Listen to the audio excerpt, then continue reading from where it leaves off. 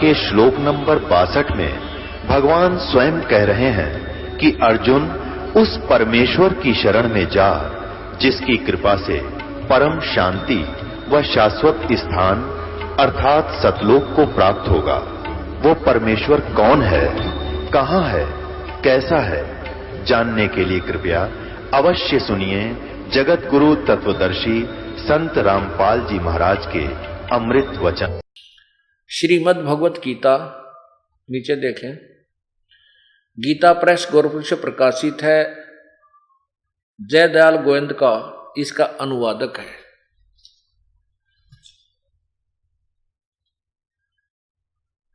श्रीमद् भगवत गीता पद छेद अवन्य अन्वय साधारण भाषा टीका सहित गीता प्रेस गोरखपुर से प्रकाशित है। यहां देखिए,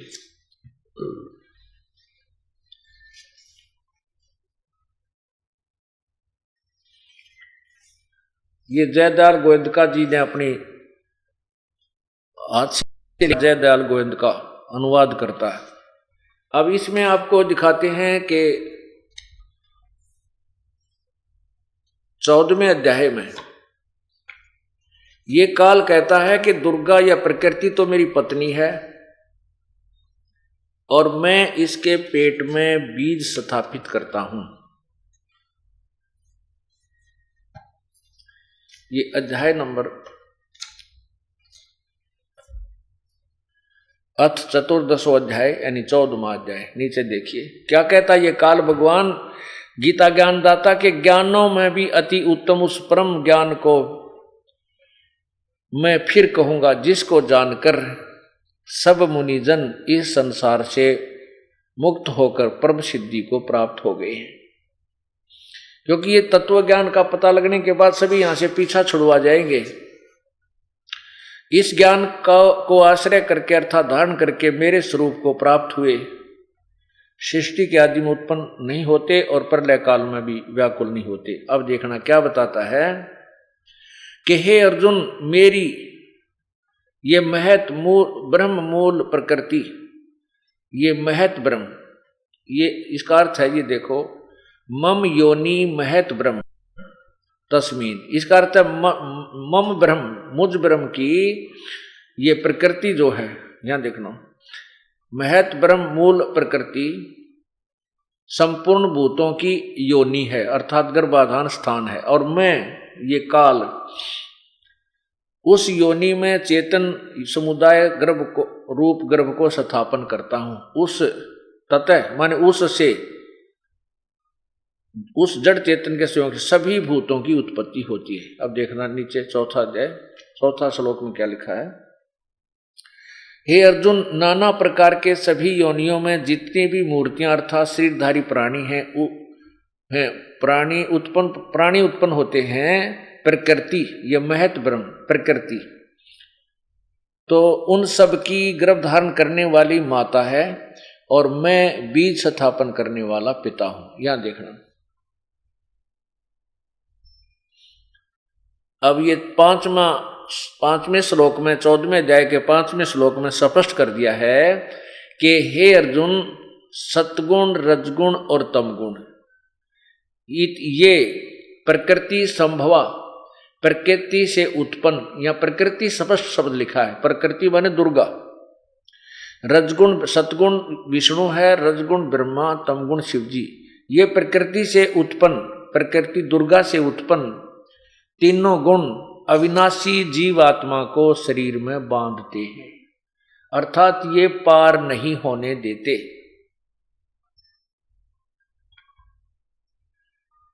अब आपके समक्ष ये क्लियर हो गया, ये स्पष्ट हो गया है कि रजगुण ब्रह्मा जी, सतगुण विष्णु, तमगुण शिव जी, और इनकी उत्पत्ति दुर्गा और काल से हुई है। प्रकृति दुर्गा को प्रकृति भी कहते हैं, इसको महत यानी प्रधान भी कहते हैं। अब गीता ज्ञान दाता भगवान इन ब्रह्मा विष्णु महेश से भी भिन्न है और गीता के अंदर गीता ज्ञान दाता ने किसी अन्य परमात्मा के विषय में भी जानकारी दे रखी है, वो पूर्ण परमात्मा के विषय में भी बताया है। उस पूर्ण परमात्मा की भक्ति विधि और तत्व ज्ञान को समझने के लिए तत्वदर्शी संतों की खोज करने की राय दी है, सलाह दी है। इससे सिद्ध है कि गीता ज्ञान दाता भी कंप्लीट नॉलेज नहीं रखता, इसको भी संपूर्ण ज्ञान नहीं है। उन्होंने भी ऑप्शन छोड़ दिया है कि उस परम पिता, उस परम जीव परमात्मा की, पूर्ण ब्रह्म की, परम अक्षर ब्रह्म की यदि तूने प्राप्ति करनी है तो किसी तत्वदर्शी संत की खोज करो। और तत्वदर्शी संत कैसे होंगे? तत्वदर्शी संत की पहचान बताई है कि वह तत्वदर्शी संत कैसा होगा। 15वें अध्याय के प्रथम श्लोक में ही बताया है कि वो तत्वदर्शी संत कैसा होगा, वो कैसा ज्ञान देता है, तो उसको आप तत्वदर्शी संत समझना। अब एक झलक आपको फिर दिखाते हैं, क्योंकि ये एक ऐसा छुपा हुआ ज्ञान है कि अभी तक अपने समक्ष नहीं आया। और जो दंत कथा लोकवेद हमने सुना था, उसको जब से जन्म हुआ है उसी समय से हम किसी न किसी से, कोई संत से या एक दूसरे से वो सुनते आ रहे थे। तो वो पुराना रंग हमारे अंदर इतना जमा हो चुका है, उसको उतारने के लिए बार बार ये सत्संग रूपी रेगमार मारना पड़ेगा, और तब ये ज्ञान, यथार्थ ज्ञान अपने अंदर समाएगा। अब आपने ये तो पढ़ लिया गीता जी में कि तीनों गुणों की भक्ति, रजगुण ब्रह्मा, सतगुण विष्णु, तमगुण शिव जी, ये इनकी भक्ति मूर्ख लोग करते हैं। एक बार फिर देख लीजिए, क्योंकि एक ऐसा ज्ञान है, एक बार इंसान इस सत्संग को कहीं पर सुन रहा होगा तो एकदम झटका सा लगेगा कि ये संत कैसे कह रहा है ब्रह्मा विष्णु महेश।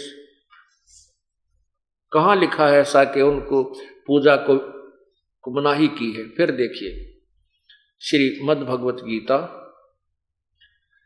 और गीता प्रेस गोरखपुर से प्रकाशित ये 7वां अध्याय,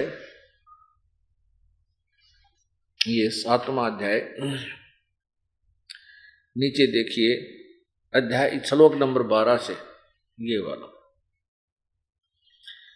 इसमें लिखा कि और भी जो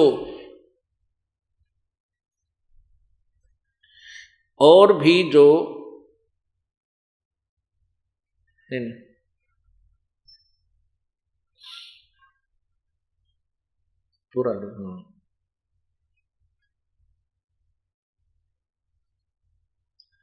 और ये है 7वें अध्याय का 12वां श्लोक आपको पढ़कर सुना रहे हैं। और भी जो सतगुण से यानी सतगुण विष्णु जी से उत्पन्न होने वाले भाव हैं, और जो रजगुण से तथा तमोगुण से,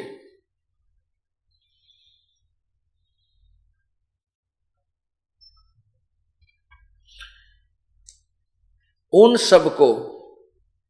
सबको मुझसे ही होने वाले हैं ऐसा जान, परंतु वास्तव में मैं उनमें और वे मुझ में नहीं हैं।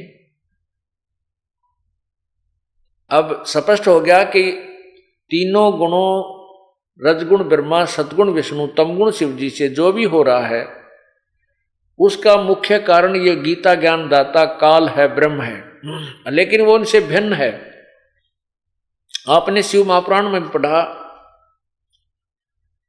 रुद्र संहिता में, उसमें स्पष्ट लिखा है कि ये तीनों रजगुण ब्रह्मा विष्णु महेश तीनों देवताओं में गुण हैं, लेकिन वो शिव यानी काल, सदा शिव रूपी काल रूपी ब्रह्म इनसे भिन्न है, वो गुणातीत है। तो यहां भी स्पष्ट कर रहा है कि मैं इनमें नहीं हूं और ये मुझ में नहीं है।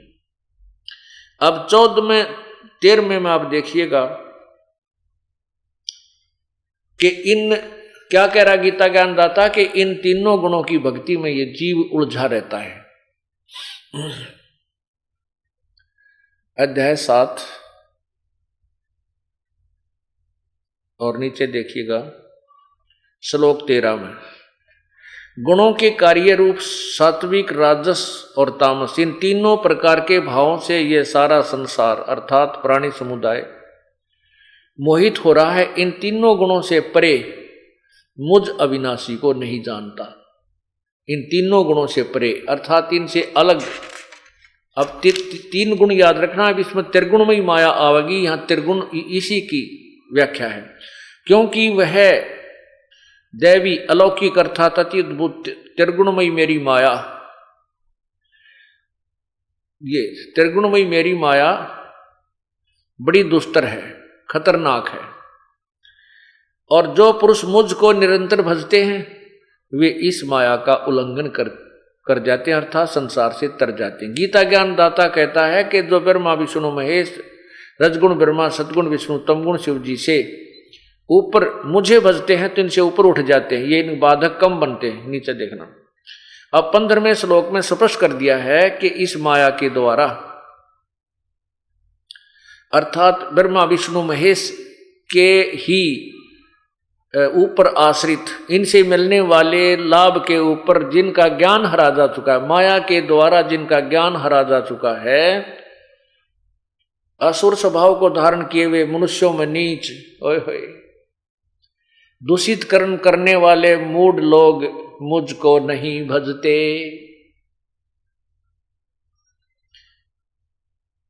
अब स्पष्ट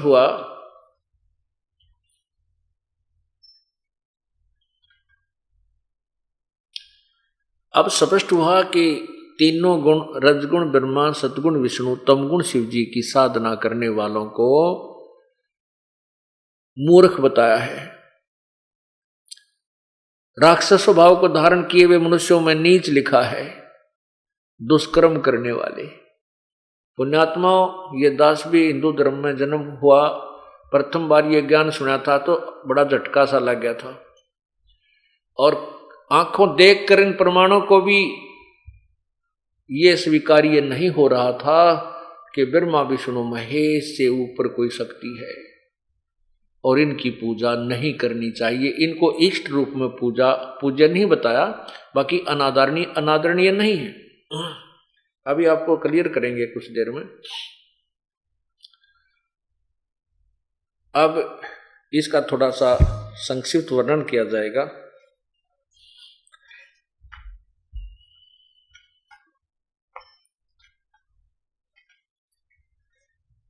अब आपको प्रमाण देते हैं कि तीनों गुणों की पुजारियों को क्यों ऐसे बताया है।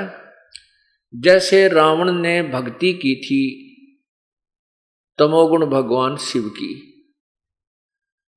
उसने क्या क्या जुल्म किए, एक पर नारी का अपहरण किया और राक्षस कहलाया। राक्षस स्वभाव को धारण किए हुए मनुष्यों में नीच ऐसा दुष्कर्म कर दिया कि भगवान की पत्नी यानी त्रिलोक की जननी को भी यानी माता को ही अपहरण कर लाया, राक्षस कहलाया। एक भस्मागिरी नाम का साधु था, उसने भगवान शिव के द्वार के आगे यानी मकान के सामने 12 वर्ष तक ऊपर को पैर करके नीचे को शीश करके भगवान शिव की उपासना की, तमोगुण भगवान शिव की उपासना की।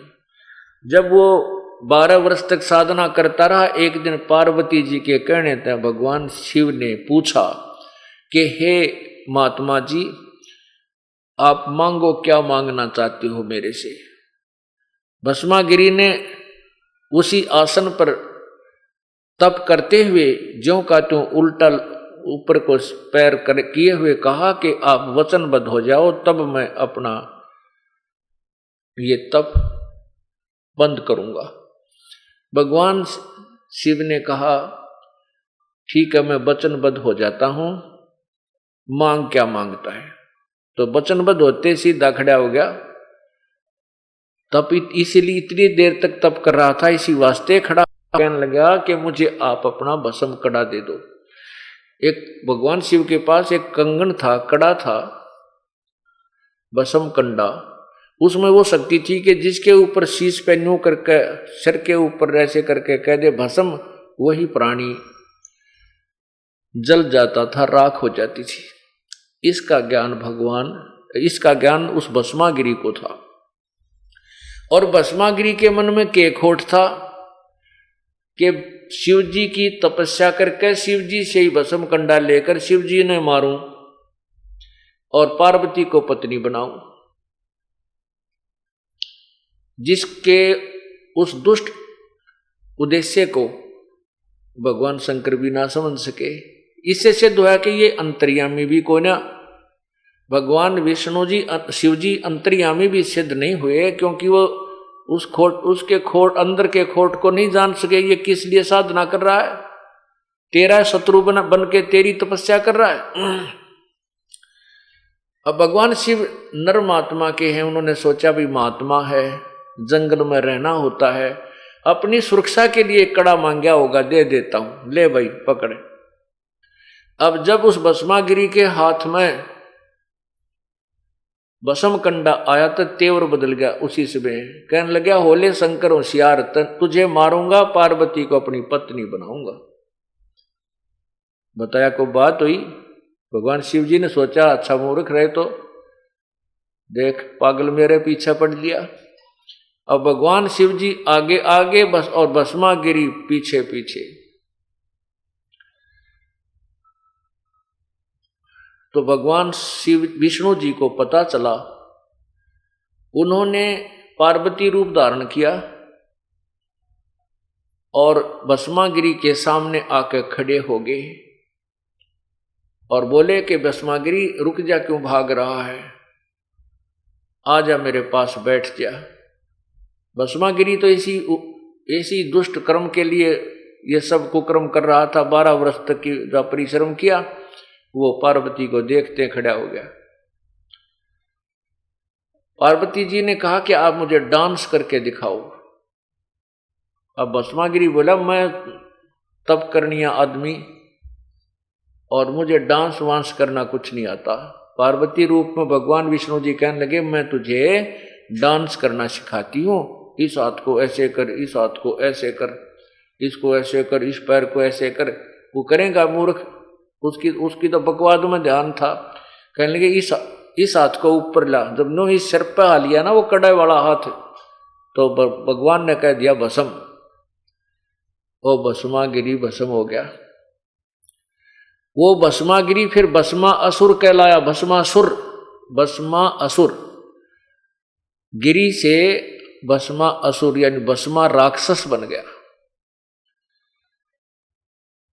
फिर भगवान विष्णु ने दौड़े जा रहे शंकर के सामने प्रकट होकर कहा कि भोलेनाथ रुक जा। विष्णु जी, भगवान शंकर बोले, विष्णु भाग ले भाग ले।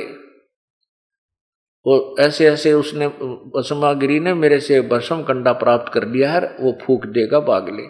तो भगवान विष्णु ने कहा कि ये देख, तेरा भस्म कंडा मैं ले आया हूं और उसको भस्म कर दिया है। तो कहने का भाव ये है कि तमोगुण की उपासना करने वाले राक्षस स्वभाव को धारण किए हुए मनुष्यों में नीच दुष्कर्म करने वाले ये मूर्ख सिद्ध हो गए। तमोगुण के उपासक तो ऐसे। अब ब्रह्मा का रजोगुण का उपासक श्री विष्णु जी के साथ हिरण्यकशिपु ने द्वेष लगा लिया और ब्रह्मा जी की उपासना की, ब्रह्मा जी की साधना करके सिद्धि प्राप्त कर ली। सिद्धि प्राप्त करके फिर अपने आप भगवान बन बैठा, अपने ही पुत्र का शत्रु बन गया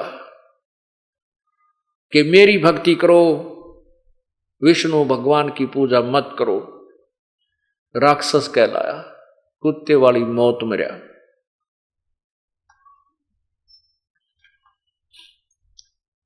अब आपको एक उदाहरण और देते हैं। एक समय हरिद्वार के अंदर कुंभ का मेला भरा।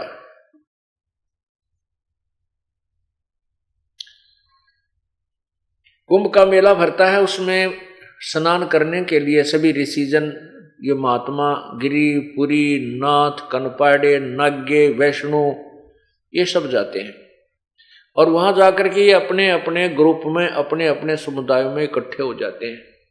और फिर वो इकट्ठे ही स्नान करने के लिए उस विशेष तिथि को विशेष समय में जो पूर्व निर्धारित किया गया होता है कि इस दिन पर भी लगेगी तो स्नान की, वो स्नान करने के लिए जाते हैं। इसी प्रकार आज से लगभग 350 वर्ष पूर्व एक कुंभ का मेला हरिद्वार में हर की पैड़ियों पर भी हुई थी, उसकी यानी भरा था।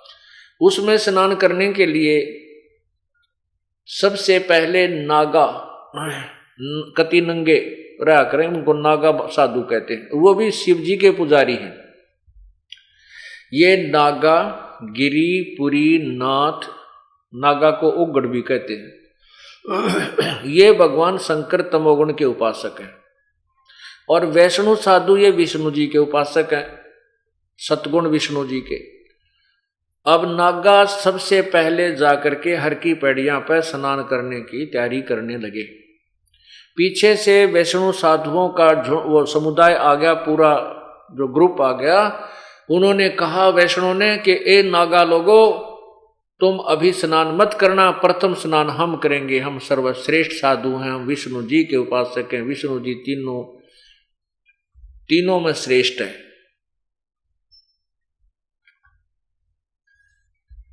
नागाओं ने कहा कि हम सर्वश्रेष्ठ हैं और तुम बाद में स्नान करना, पहले गंगा में हम स्नान करेंगे। विष्णु साधु बोले तुम कहाँ के श्रेष्ठ हो, कहाँ के तुम उत्तम हो, शरण फड़ तुम नाना न धोना, तुम टट्टी के हाथ भी ना धोते, पशु की तरह नंगे फिरते हो, राख लपेटते फिरते हो, और दूर हो जाओ, हम स्नान करेंगे, हम वैष्णु साधु हैं, हम सर्वश्रेष्ठ हैं। अब उधर से नागा और उधर से विष्णु के उपासक, सतोगुण के उपासक वैष्णु आपस में उलझ गए। अब स्नान करना पर बीता गए भूल, तलवार निकाल ली, त्रिशूल निकाल लिए और मुक्का वो उसका मारे 25,000 नागा और वैष्णु, यानी तमोगुण शिव जी के उपासक और सतोगुण विष्णु के उपासक, 25,000 वो साधु कटका मर गए, कत्लेआम हो गया। उस गंगा के पानी में लाश तरह सब सौतर रहे थे, लाल पानी हो गया उस गंगा जी का। 25,000 आदमी उत्तरा गजब हुई। अब ये विचार करना पुण्यात्माओं, इस तत्व ज्ञान से हमें समझ में आएगा ये कहानी क्या है, हम क्या कर रहे हैं, क्या करना चाहिए था।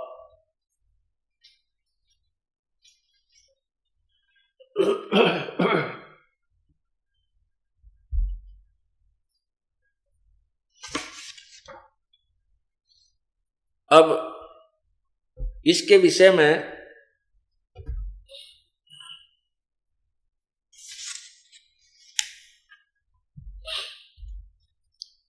क्या बताया है? तीर तुपक तलवार कटारी जमदड़ जोर बधावे हैं, हर पैड़ी हर हेत न जाना वाजा कर चलावे हैं। काटे शीश नहीं दिल करुणा वो जग में साध कमावे हैं, जो जन उनके दर्शन को जावे उनको भी नरक पठावे हैं। यो भी बैदा है बैदे से वेद अलैदा, यो भी बैदा। अब परमात्मा की प्यारी आत्मा आदरणीय गरीबदास साहिब जी ने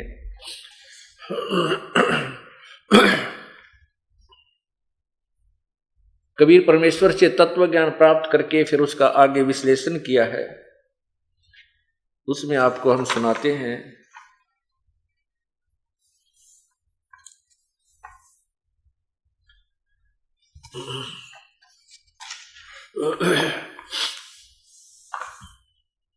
सदग्रंथ के अंदर बैदे का अंग है। बैरागी सन्यासी सब ही चूतड़ छार लगावे हैं, 500 रांड 2500 लड़के धूंधू धार मचावे हैं। अब देखो परमात्मा ने क्या कहा है कि सन्यासी बैरागी, ये सन्यासी जो है गिरी पुरी ये शिव जी के उपासक और बैरागी विष्णु जी के उपासक, इनके विषय में कह रहे हैं कि सब ही कुछ तो इनमें अपना राख रूख लपेट कर बिल्कुल नारी सी व्यवस्था बनाकर रहते हैं, और इनमें 5 रांड 2500 लड़के, 5 काम क्रोध मोह लोभ अहंकार रूपी नारी। अब क्या बताते हैं कि सन्यासी कैसे बनते हैं कि घर छोड़ दिया और सन्यास ले लिया। परमात्मा कहते हैं एक नारी त्याग दीनी 5 नारी गैल बे, पाया ना द्वारा मोक्ष का सुखदेव करी बहुशैल वे। एक स्त्री को छोड़ देने मात्र से आप बैरागी सन्यासी नहीं बन जाते। तो यहां कहते हैं 5 नारी, काम क्रोध मोह लोभ अहंकार, इनको त्याग दो वैरागी होगा। और फिर 25 इसकी प्रकृति है इनकी, 5 तत्व 5 इनके जो आगे विभाग हैं, तो उसके बारे में कहते हैं 5 रांड 2500 लड़के, ये काम क्रोध मोह लोभ अहंकार, और साथ में शब्द सप्रस रूप रस गंध आदि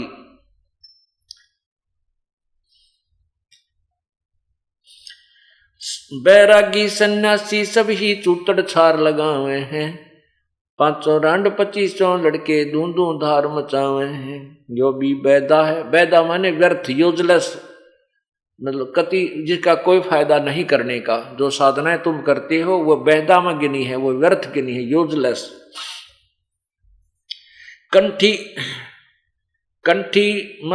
कंठी माला और मृगशाला सिर पर जटा रखा हुए हैं। ढोलक ताल दालरी पीटे हैं, फिर ताना री गावे हैं। यो भी बैदा है, ये भी व्यर्थ की बकवाद है, ये भक्ति मार्ग नहीं है।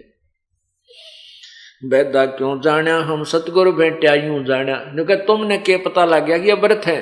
तो गरीबदास जी कहते हैं हमने सतगुरु मिल गए, वो तत्वदर्शी संत यानी पूर्ण परमात्मा स्वयं तत्वदर्शी संत की भूमिका करने जब कबीर परमेश्वर आए थे, गरीबदास जी को मिले थे पर स्वयं आकर के, और सतलोक दिखाया था। उसके बाद इस तत्व ज्ञान का प्रचार गरीबदास जी ने इस प्रकार किया।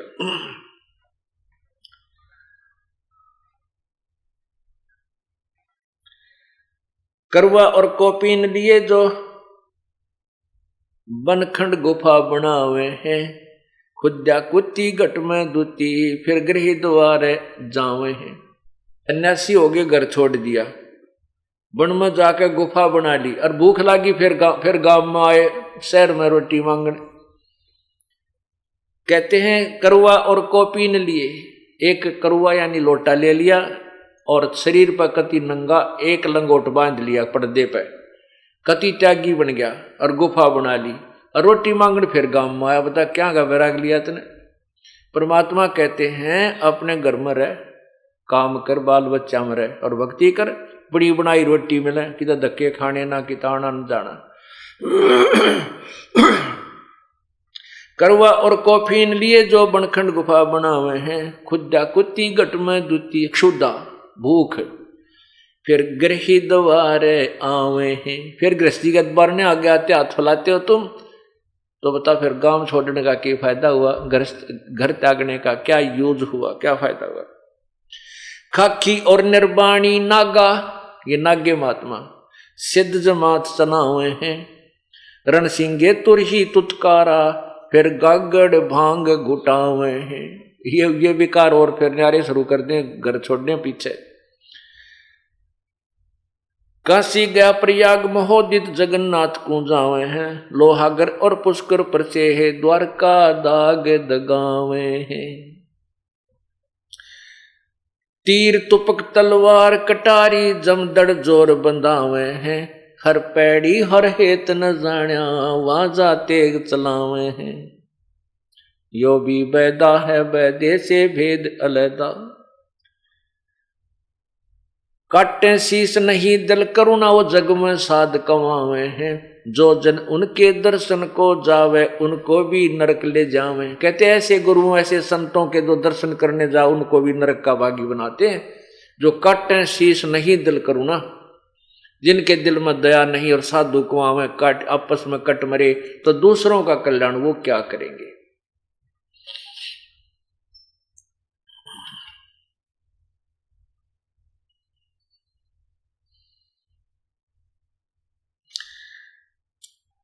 सन्यासी शंकर को भूले बम्ब महादे ध्याम है, काकड़ भांग तमाकू पीवे बकरे काट तलाव है। सन्यासी शंकर को भूले वो बम्ब महादे ध्याम है।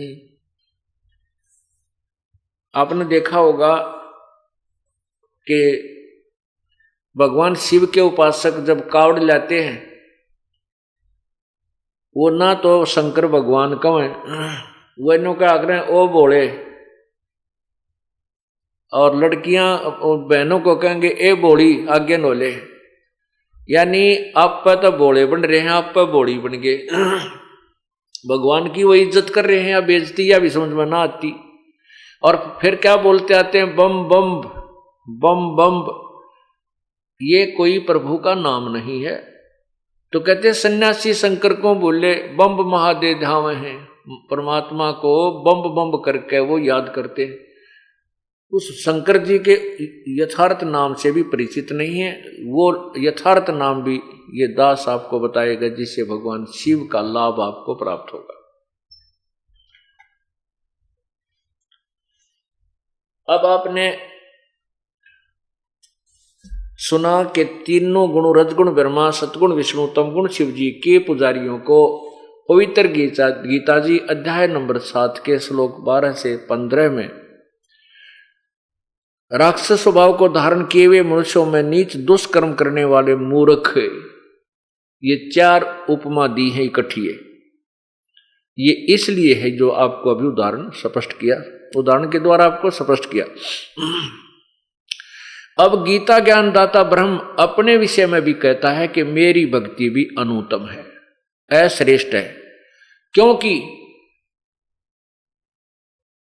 गीता अध्याय नंबर 4 श्लोक 5 में कहा कि अर्जुन तेरे और मेरे बहुत जन्म हो चुके हैं, तू नहीं जानता मैं जानता हूं। अब जन्म और मृत्यु होती रहेगी तो जीव सुखी नहीं है। पूर्ण सुख तभी प्राप्त होगा, मोक्ष तभी प्राप्त होगा जब हम सदा के लिए जन्म मृत्यु से मुक्त हो जाएंगे। उसके विषय में गीता ज्ञान दाता भगवान कहता है कि उसके लिए किसी तत्वदर्शी संत की खोज कर। अब आपको दिखाते हैं 7वें अध्याय के 18वें श्लोक में अपने विषय में कहा है कि मेरी भक्ति भी अनुत्तम है। ये देखिएगा पवित्र गीता जी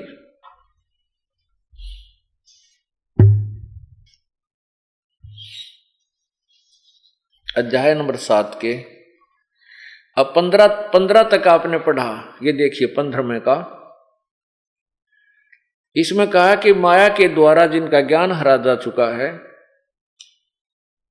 असुर स्वभाव को धारण किए हुए मनुष्यों में नीच दूषित कर्म करने वाले मूर्ख मूढ़ लोग मुझको नहीं बचते, गीता ज्ञानदाता कह रहा है। अब मुझको नहीं बचते इससे सिद्ध है कि तीनों गुणों कोई और हैं जो पूजा करते हैं, वो ब्रह्मा विष्णु महेश है। अब 16 में लिखा है कि मेरी भक्ति भी 4 प्रकार के करते हैं। हे भारतवंशु श्रेष्ठ अर्जुन, उत्तम कर्म करने वाले अर्थार्थी, आर्त, जिज्ञासु और ज्ञानी, इस ऐसे 4 प्रकार के भजन मुझको भगतजन मुझको भजते हैं। क्या बताते हैं कि मेरी साधना भी, अब तो कह रहे हैं कि मेरी भक्ति नहीं करते, ये अन्य देवताओं की पूजा करते हैं।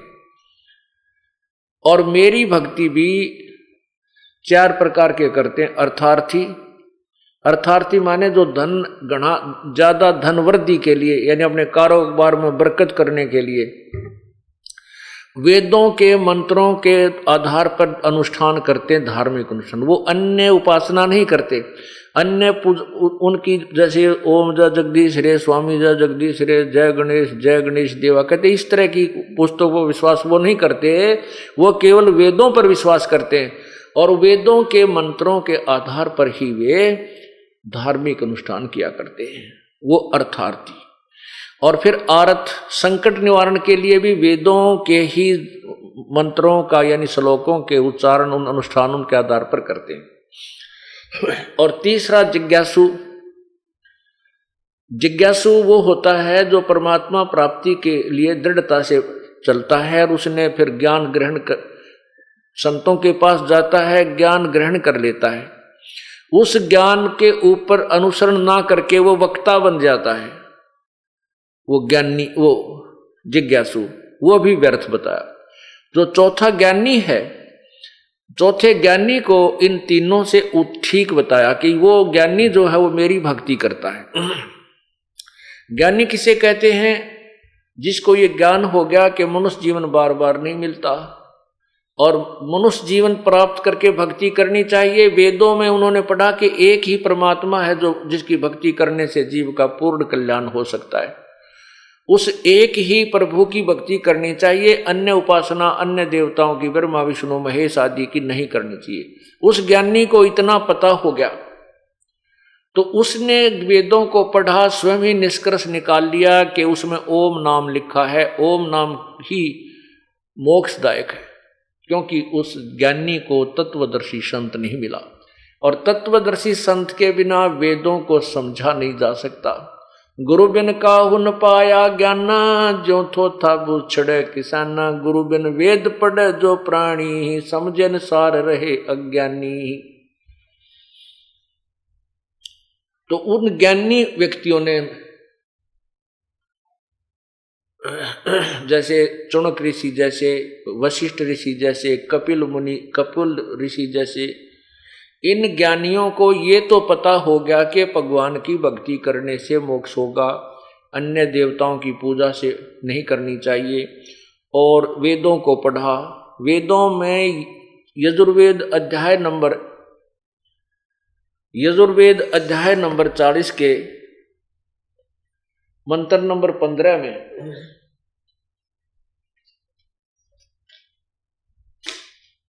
लिखा है कि ओम नाम की भक्ति कर। मेरा ओम नाम है।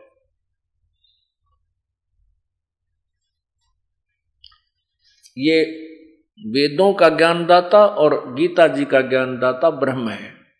अब देखिए यजुर्वेद में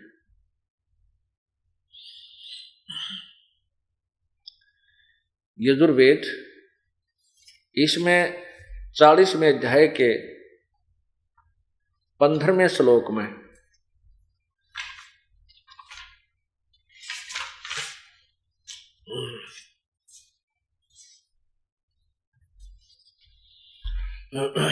इसमें है 40वां अध्याय यजुर्वेद भाषा भाष्यम 44वां अध्याय यानी 40वां अध्याय। नीचे देखो यहां पर ये 15वां मंत्र है। इसमें लिखा है वायु अनिलम अमृतम भस्मांतम शरीरम ओम करतो समर किलवे समर और कर्तुम समर। इसका क्या अर्थ बनता है कि ओम नाम का स्मरण। अब ये अनुवाद करता ने इसको गलत किया है, महर्षि दानंद जी का द्वारा किया हुआ ये। इन्होंने इसमें स्पष्ट लिखा कि ओम करतो समर। करतो माने काम करते करते, किलबे माने विशेष कसक के साथ, और कर्तुम अपना वास्तविक कर्तव्य जानकर, मनुष्य जीवन का मूल कर्तव्य जानकर ओम नाम का सिमरण कर। इसका सीधा अर्थ बनता है वायोर अनिलम अमृतम इदम भस्मांतम शरीरम। इसका क्या अर्थ बनता है कि जब शरीर छोड़कर जाएगा, जब तेरे शरीर का अंत होगा, तेरा शरीर नष्ट होगा, उस समय तक भक्ति करते रहना और तेरा जो ये 5 तत्व, ये अंदर सूक्ष्म शरीर है वो अमर हो जाएगा, अर्थात उसमें कुछ शक्ति प्राप्त हो जाएगी। अब इसमें क्या अनुवाद किया है कि हे कर्म करने वाले जीव, तू शरीर छूटते समय ओम, इस नाम वाच्य ईश्वर को, इस नाम वाच्य, ओम का जाप नहीं, इस नाम वाच्य ईश्वर को स्मरण कर।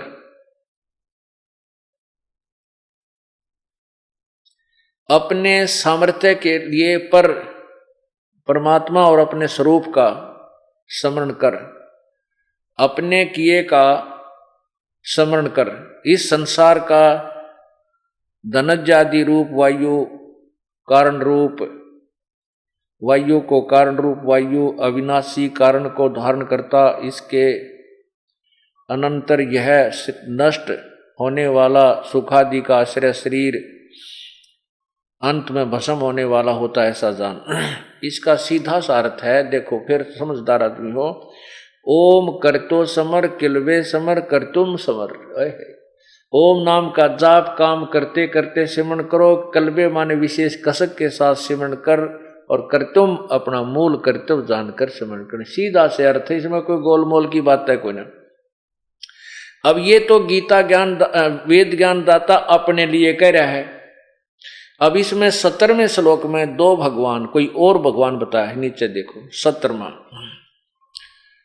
इसमें लिखा है कि हे मनुष्यो, जिस ज्योति स्वरूप रक्षक मुझ से अविनाशी यथार्थ कारण के आच्छादित मुख के तुल्य उत्तम अंग का प्रकाश किया जाता है, जो वह प्राण व सूर्य मंडल में पूर्ण परमात्मा है। यानी वेद ज्ञान दाता किसी और पूर्ण परमात्मा के विषय में कह रहा है। वह पर प्रोक्ष रूप, वो तो गुप्त है, प्रोक्ष रूप है। और अहम में खंभ माने स्वर्ग भी होता है या आकाश भी अर्थ होता है। मैं आकाश में, मैं ब्रह्म, अहम ब्रह्म, ये ऊपर इसका देखना। हरमेन पात्रेण सतस्य अपहितम मुखम, ये असौ आदित्य पुरुष स अहम ओम खंभ ब्रह्म। ओम अहम मैं, ओम खंभ ब्रह्म, खंभ माने स्वर्ग में ब्रह्म। मैं जो गीता वेद ज्ञान दाता कह रहा है कि मैं ब्रह्म, और ओम नाम के जो जाप करते हैं उसको ब्रह्म तक ले जाता, यानी स्वर्ग तक जाते हैं। और वो परमात्मा तो गुप्त है, आगे लिखा है प्रोक्ष है, सब गुण कर्म कर प्रोक्ष है। मैं आकाश के तुल्य व्यापक, सबके गुण कर्म और स्वरूप करके अधिक हूं। ओम सबका रक्षक, जो मैं उसका ओम ऐसा नाम जानूं। अब इसमें क्या है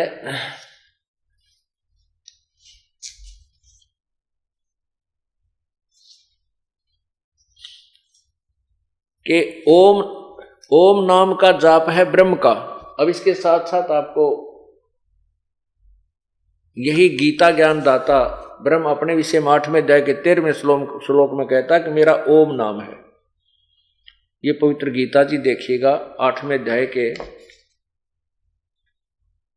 13वें श्लोक में।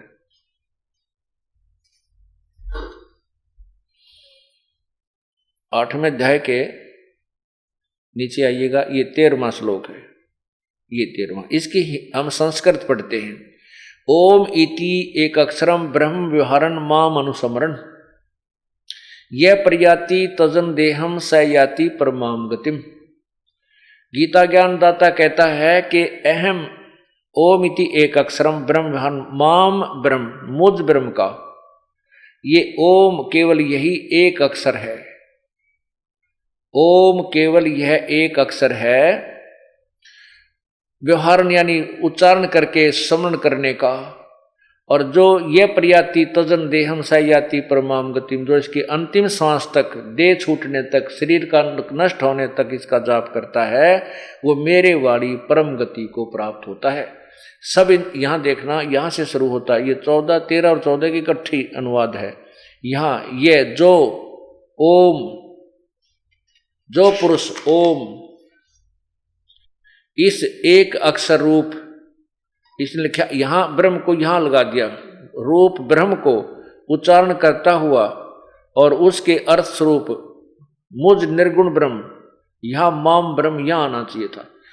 ब्रह्म का चिंतन करता हुआ शरीर को त्याग कर जाता है, वह पुरुष परम गति को प्राप्त होता है।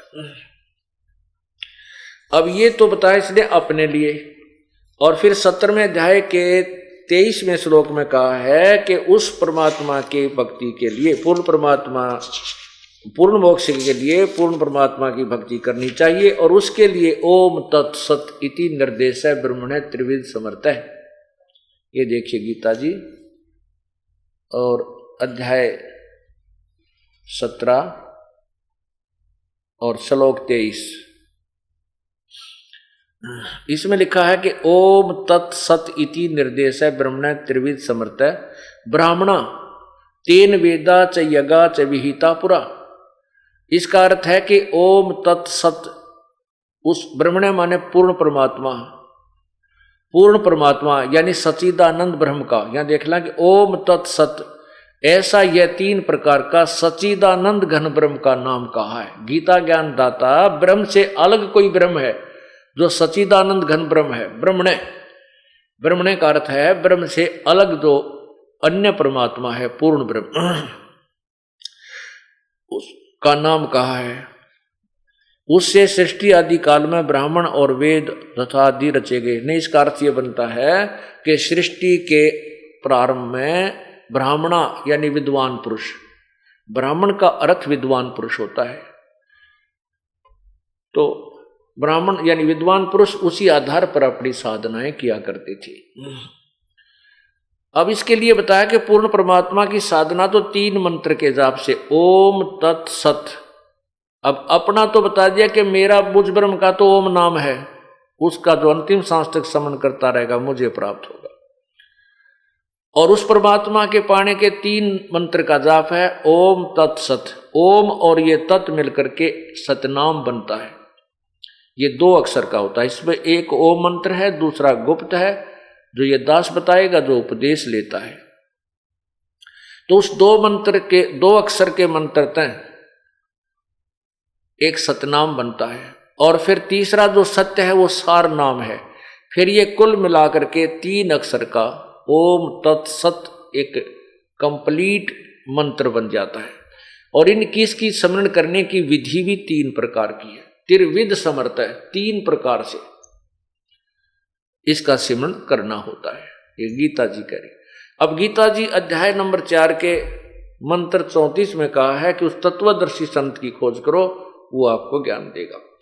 अब इससे पूर्व हम ये बताना चाहेंगे कि गीता ज्ञान दाता ने अपने वाली परम गति को भी अश्रेष्ठ कहा। क्यों कहा है?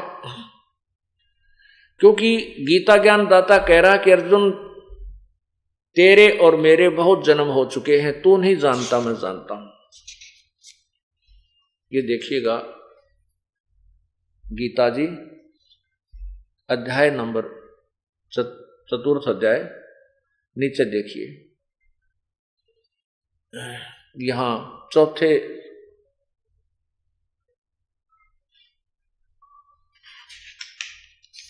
5 में ये है, ये 5वां श्लोक है नीचे, ये वाला, ये 5वां श्लोक है। यहां देखना, हे परंतम अर्जुन, मेरे और तेरे बहुत से जन्म हो चुके हैं, उन सबको तू नहीं जानता मैं जानता हूं। फिर इसमें लिखा कि मेरे जो जन्म और मृत्यु है वो अलौकिक है। यह देखना, हे 9वां श्लोक, हे अर्जुन, मेरे जन्म और कर्म दिव्य अर्थात निर्मल और अलौकिक है। इसी प्रकार जो मनुष्य तत्व से जान लेता है वह शरीर को त्याग कर फिर जन्म को नहीं प्राप्त होता, मुझे प्राप्त होता जैसे भी। अब ये क्या कहता है कि मेरे और तेरे बहुत जन्म हो लिए, तू नहीं जानता मैं जानता हूं। मेरे जन्म और मृत्यु अलौकिक है। इससे सिद्ध है कि जन्म मृत्यु तो गीता ज्ञान दाता का भी होता है, अविनाशी नहीं है। 10वें अध्याय के दूसरे श्लोक में आप देखिएगा, स्पष्ट किया है। यही काल कहता है कि अर्जुन, मेरे जन्म को, मेरी उत्पत्ति को ये देवता लोग नहीं जानते, क्योंकि ये मेरे से उत्पन्न हुए। स्पष्ट है, क्योंकि ब्रह्मा विष्णु महेश, और ब्रह्मा विष्णु महेश के बाद फिर अन्य देवता उत्पन्न हुए। ये सभी काल से उत्पन्न हुए, दुर्गा के माध्यम से हुए। इसलिए जन्म तो इसका है, लेकिन ये देवता नहीं जानते क्योंकि ये इसके बेटे हैं, पुत्र हैं। पुत्र पिता की उत्पत्ति को नहीं बता सकते और पिता की उत्पत्ति को तो दादा बता सकता है, क्योंकि वो उससे उत्पन्न हुआ होता है। अब देखना, श्रीमद् भगवद गीता अध्याय नंबर 10 और श्लोक नंबर 2, ये देखिएगा। मेरी उत्पत्ति को, लीला से प्रकट होने को, मेरे प्रभाव मान उत्पत्ति, मेरी उत्पत्ति को न देवता लोग जानते हैं न महर्षि जन ही जानते हैं, क्योंकि मैं सब प्रकार से देवताओं का और महर्षियों का आदि कारण हूं, यानी इनकी उत्पत्ति का कारण हूं। इससे स्पष्ट हो गया कि गीता ज्ञान दाता यानी ब्रह्म ज्योति निरंजन का जन्म तो हुआ है, लेकिन ये देवता और महर्षि नहीं जानते, क्योंकि ये तो इस तरह उत्पन्न हुए। अब ब्रह्म की उत्पत्ति को कौन बताओगा? पूर्ण ब्रह्म, जो इस ब्रह्म का भी पिता है। उसने स्वयं आकर के चारों युगों में प्रकट होकर के इस पूरी सृष्टि रचना को और ब्रह्म की और दुर्गा की उत्पत्ति, सब जीवों की उत्पत्ति, ब्रह्मा विष्णु महेश के जन्म की व्याख्या निर्णायक तरीके से की। और वो इस कलयुग में भी 600 वर्ष 550 वर्ष पूर्व परमात्मा ने आकर के इसी तत्व ज्ञान को, सदग्रंथों के जो निर्णायक ज्ञान को सिंपल लैंग्वेज में कबीर वाणी के अंदर लिपिबद्ध करवा दिया, जो आज हमारे पास प्रमाणित है। अब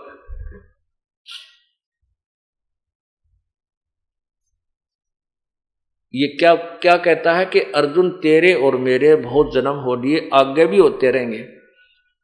दूसरी गीता जी अध्याय नंबर 2 के श्लोक 12 में भी लिखा है कि ये सामने खड़े सैनिक तू और मैं पहले भी थे, आज भी हैं, आगे भी होंगे। ये मत सोचना कि हम अभी अभी हैं। इससे सिद्ध है कि गीता ज्ञानदाता भी जन्मता और मरता है, इसकी भी मृत्यु होती है। इसलिए ये कहता है कि मेरे को प्राप्त होकर प्राणी फिर जन्म मृत्यु को प्राप्त होते हैं। लेकिन इसलिए अर्जुन तो उस परम पद उस सर्वभाव से उस परमेश्वर की शरण में जा, जिसकी कृपा से तू परम शांति और शाश्वत सतान सदा रहने वाले लोक को चला जाएगा। 15वें अध्याय के 4 श्लोक में कहा है कि तत्वदर्शी संत की प्राप्ति के उपरांत उस परम पद परमेश्वर की खोज करनी चाहिए, जहां जाने के बाद साधक फिर लौटकर संसार में नहीं आता। अब आपको बिल्कुल श्रेय से सुनाऊंगा इस तत्व ज्ञान को, पहले थोड़ा सा हिंट देता हूं। श्रीमद् भगवद गीता अध्याय नंबर 15 श्लोक नंबर, ये देखिएगा, 4। अब कहते हैं तत्वदर्शी संत की प्राप्ति के उपरांत फिर उसके द्वारा प्राप्त ज्ञान के आधार पर उसके पश्चात उस परम पद रूप परमेश्वर को भली भांति खोजना चाहिए, जिसमें गए हुए पुरुष फिर लौटकर संसार में नहीं आते, और जिस परमेश्वर से पुरातन संसार वृक्ष की प्रवृत्ति विस्तार को प्राप्त हुई है, उसी आदि पुरुष नारायण के मैं शरण हूं। गीता ज्ञानदाता कहता मैं भी उसी की शरण हूं।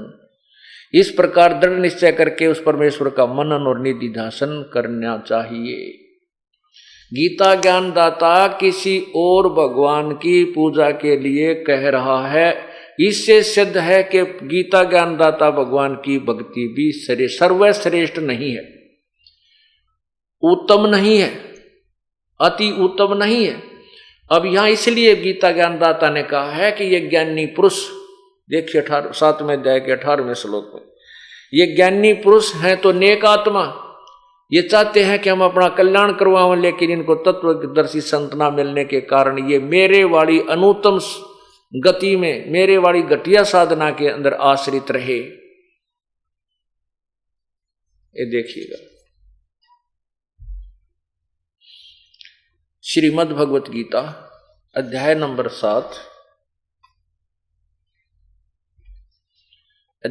7 और श्लोक नंबर 18। इसमें लिखा है कि उदारा सर्वे एव एते ज्ञानी तु आत्मा एव मे मतम। मेरे विचार में, मे मतम मेरे विचार में ये सभी ज्ञानी आत्मा उदार तो हैं और आस्थित से ही युक्त आत्मा माम एवं अनुतमाम गतिम, ये सभी की सभी भगवान को चाहने वाली आत्माएं मेरे वाली घटिया गति में आस्थित हैं, आश्रित हैं। इसका सीधा अर्थ बनता है। ये क्या बना है इन्होंने, ये सभी उदार हैं परंतु ज्ञानी तो साक्षात मेरा स्वरूप है ही है, मेरा मत है, ऐसा मेरा मत है, मेरा विचार है। क्योंकि वह मत गत मन बुद्धि वाला ज्ञानी भक्त अनुतम, अनुतमाम अति उत्तम लिख दिया। अय है, अनुतमाम माने घटिया तो घटिया, अति अश्रेष्ठ लिखना चाहिए था, अनुतमाम का अर्थ अति उत्तम कर दिया। मेरे वाली अति उत्तम गति स्वरूप मुझ में ही अच्छी तरह आश्रित है। अरे तेरा गजब हो। अनुत्तम माने तो छोटे से बच्चे ने पूछ ले, वो भी अनुत्तम माने क्या बतावेगा कि घटिया। जैसे बैड, बैड का अर्थ गुड नहीं हो सकता, बैड का अर्थ गुड नहीं हो सकता। अनुत्तम, अब एक आधा सिरफरा व्यक्ति क्या कहता है, जो अपने पीछे आचार्य की पदवी लगा लेता है, शास्त्री कहलाता, वो कहता है कि समास के अंदर अनुत्तम का अर्थ होता है कि जिससे श्रेष्ठ कोई ना हो। और तेरा गजब। तो अनुतीर्ण का क्या अर्थ होगा, अनुतीर्ण, उत्तीर्ण माने पास यानी सफल, और अनुतीर्ण माने, अनुतीर्ण का अर्थ होगा यानी सबसे बढ़िया पास, फेल नहीं होना चाहिए। अनुतीर्ण का अर्थ सबसे बढ़िया पास हो गया, फिर तो सफल। अच्छा, अब उन्हीं की बात को लेते हैं कि समास में ये कहते हैं कि सबसे उत्तम, उसके बराबर दूसरा उत्तम ना हो, अनुत्तम। अगर हम यही मानकर चले कि यहां उन्होंने समास प्रयोग किया तो भी बात नहीं फिट बैठती, क्योंकि अगर ये अनुत्तम का अर्थ हम यहां सर्वश्रेष्ठ भी मान लिया तो भी फिर गीता ज्ञानदाता अपनी भक्ति से अन्य किसके बारे में कह रहा है, उसके बारे में कह रहा है कि उसकी शरण में जाने से पूर्ण मोक्ष होगा, तो भी गीता ज्ञानदाता की भक्ति श्रेष्ठ नहीं है। क्योंकि अपनी यदि उसकी सर्वश्रेष्ठ होती तो फिर अन्य भगवान के बारे में उसको कहने की क्या जरूरत थी। यहां पर समास भी उनका फिट नहीं है, ये तुक्का भी नहीं लगता। अब यहां अपनी साधना, ब्रह्म साधना को अनुत्तम क्यों कहा, उसके विषय में एक उदाहरण देते हैं।